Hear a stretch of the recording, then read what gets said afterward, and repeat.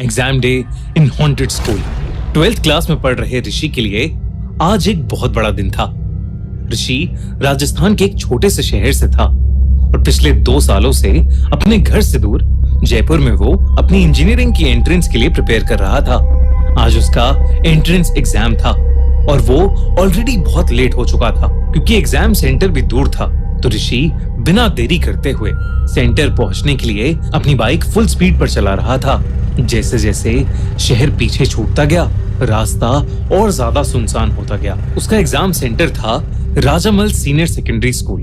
जैसे ही ऋषि को स्कूल की बिल्डिंग दिखाई दी, उसके दिल की धड़कनें तेज हो गईं। ऋषि ने अपनी रिस्ट वॉच में टाइम देखा तो ऑलरेडी एग्जाम स्टार्ट हुए 5 मिनट बीत चुके थे। उसने जल्दी से स्कूल के बाहर बाइक खड़ी की और गार्ड से अंदर जाने की भीख मांगने लगा, लेकिन वो गार्ड बस मुस्कुराया और उसने उसको आसानी से अंदर जाने दिया। अंदर जाते हुए जब ऋषि ने उसके चेहरे की तरफ देखा तो एक अजीब सी चमक उसकी आंखों में थी, जैसे कोई सालों बाद वहां आया हो। स्कूल के हॉलवे में सब कुछ नॉर्मल लग रहा था। एक बड़ा सा कॉरिडोर और क्लासरूम जिनके डोर्स खुले हुए थे और सारे स्टूडेंट्स पहले से ही क्लासरूम में थे और उन्होंने अपना एग्जाम लिखना स्टार्ट कर दिया था।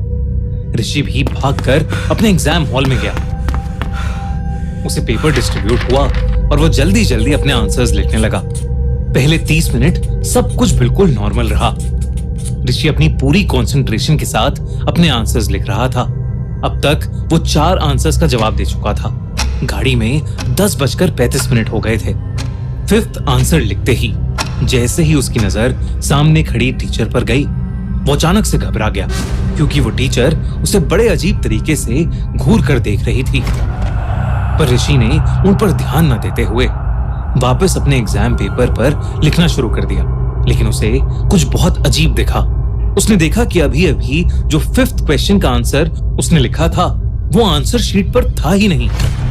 आंसर शीट में अभी भी आंसर नंबर 4 ही था, उसके आगे कुछ नहीं। ऋषि को कुछ समझ नहीं आया।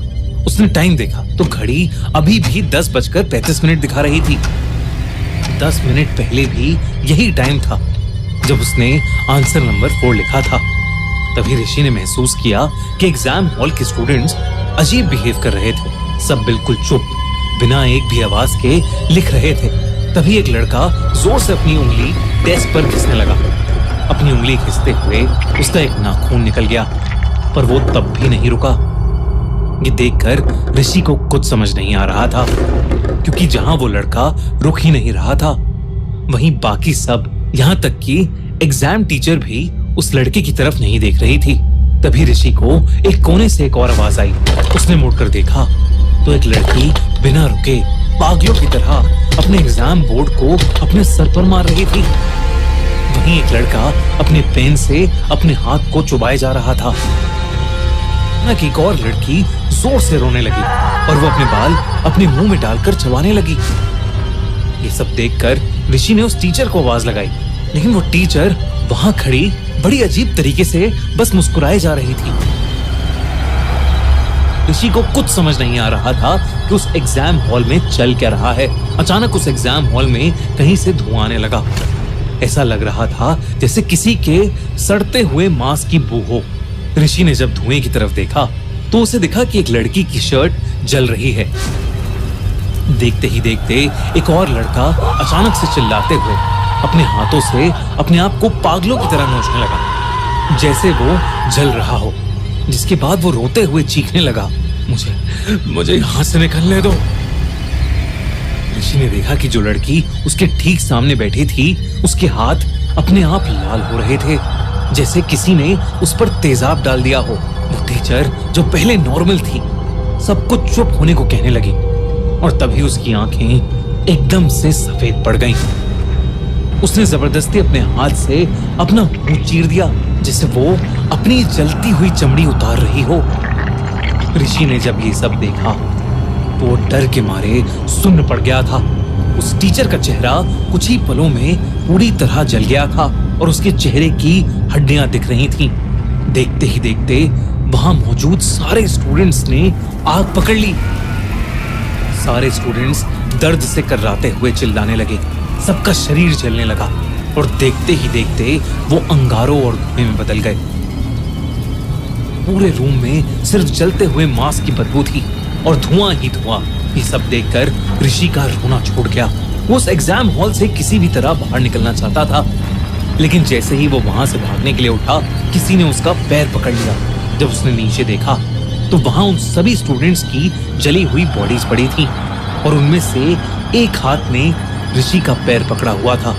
ऋषि ने किसी तरह हिम्मत जुटाई और वो अपना पैर छुड़ा के चीखते हुए उस कमरे से बाहर भागा। जैसे ही वो बाहर निकला, ऋषि को ऐसा लगा कि उस क्लासरूम में कोई बम फूटा हो। कुछ देर बाद बेहोश ऋषि उस स्कूल के एक मेल टीचर को दिखा। वो एक बंद क्लासरूम के बाहर पड़ा था। उसे फौरन स्कूल के मेडिकल रूम में ले जाया गया। कुछ ही देर में ऋषि को होश आया और उसने उस टीचर को अपने साथ हुआ हादसा बताया। और तब उस टीचर को लगा कि ऋषि एग्जाम ना देने के लिए एक मनगढ़ंत कहानी बना रहा है। उस टीचर ने बताया कि ऋषि कभी अपने एग्जाम रूम में गया ही नहीं और जिस रूम की वो बात कर रहा है वो पिछले कई सालों से बंद पड़ा है। ऋषि को विश्वास नहीं हुआ तो वो मेडिकल रूम से निकलकर उसी रूम में वापस गया और वाकई उस क्लासरूम में सच में ताला लगा हुआ था। ऋषि को लगा कि उसने शायद कोई बुरा सपना देखा है और वो मायूस होकर स्कूल से बाहर निकल ही रहा था कि उस स्कूल गार्ड ने उसे कुछ ऐसा बताया जिसे सुनकर ऋषि के होश उड़ गए। उसने बताया कि कुछ साल पहले उस स्कूल के क्लासरूम में एग्जाम चल रहा था, लेकिन किसी लड़के ने एग्जाम रोकने के लिए उस रूम में पटाखे फोड़ने का प्लान बनाया ताकि टीचर डर जाए और एग्जाम ना हो। और उस पटाखे की वजह से क्लासरूम के पर्दों में आग लग गई और वो आग ऐसी फैली कि पूरा क्लासरूम जल के राख हो गया। करीब 10:30 बजे हुए इस एक्सीडेंट में 40 स्टूडेंट्स और एक टीचर जलकर मारे गए और तब से उस स्कूल में कई लोगों ने उनकी आत्माओं को उस रूम के अंदर देखा है। इसलिए उस रूम को हमेशा हमेशा के लिए बंद कर दिया गया है।